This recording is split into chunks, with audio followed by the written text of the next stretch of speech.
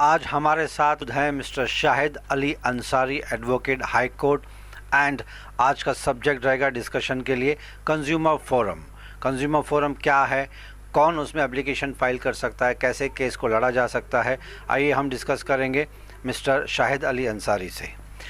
शाहिद जी, ज़रा बताइए consumer forum में कौन कौन हैं लोग जो उपभोक्ता जो ग्रीवांसेस पुटअप कर सकते हैं, उसका जो पूरा प्रोसीजर है उसके बारे में ज़रा खुलासा कीजिए प्लीज़। कंज्यूमर प्रोटेक्शन एक्ट, ये कानून के अंदर कंज्यूमर कौन है इसकी व्याख्या की गई है। मतलब उपभोक्ता कौन है, जो आदमी सर्विसेज या गुड्स हायर करता है या सर्विसेज हायर करता है तो वो कंज्यूमर है।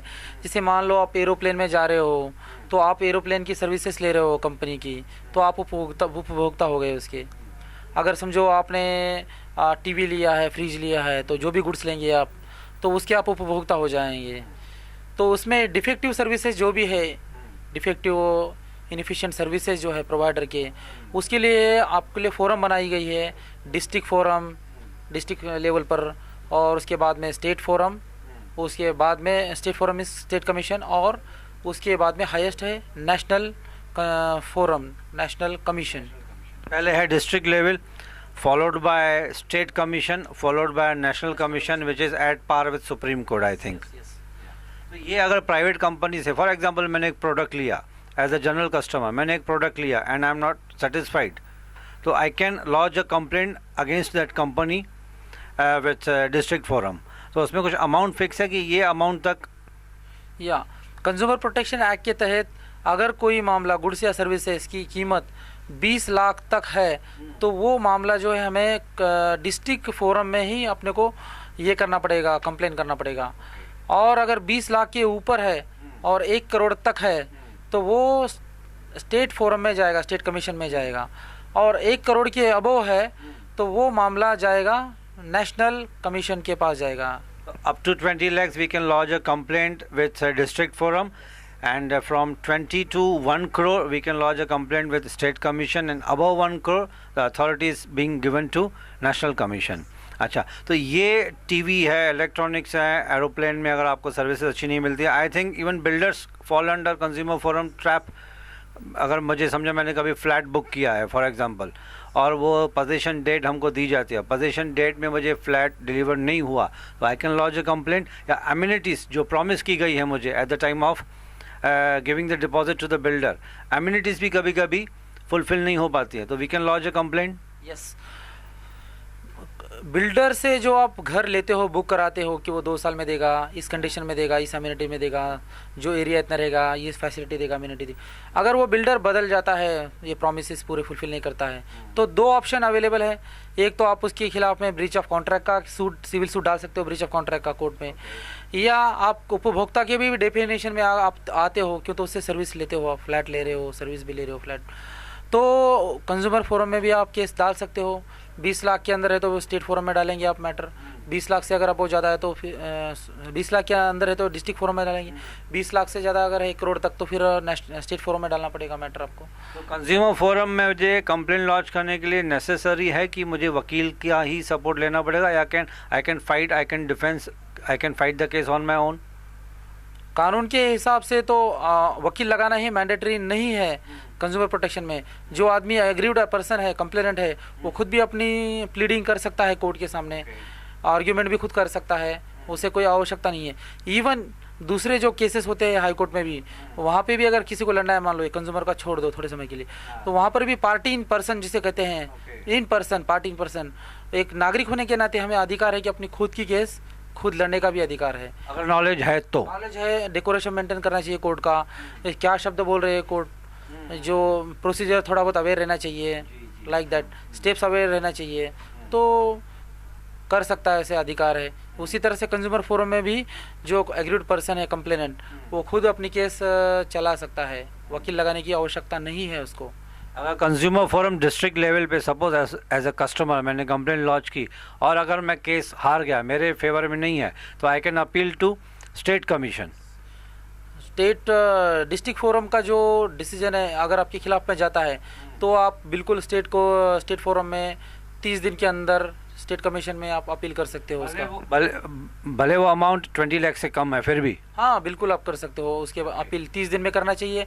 अगर 30 दिन से ज़्यादा थोड़ा लेट होता है मान लो तो डिले जो है वो भी condonation of delay can be taken.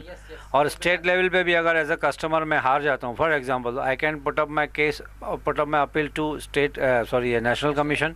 State forum के खिलाफ जजमेंट जो है अपने खिलाफ में अगर आता है तो हम नेशनल फोरम में उसका अपील कर सकते हैं। उसकी भी मर्यादा जो है लिमिटेशन 30 दिन का दिया है। Means the appeal has to be file within the span of 30 days to the national forum. और नेशनल फोरम का अगर ऑर्डर आता है तो फिर वो ऑर्डर किधर चैलेंज होगा?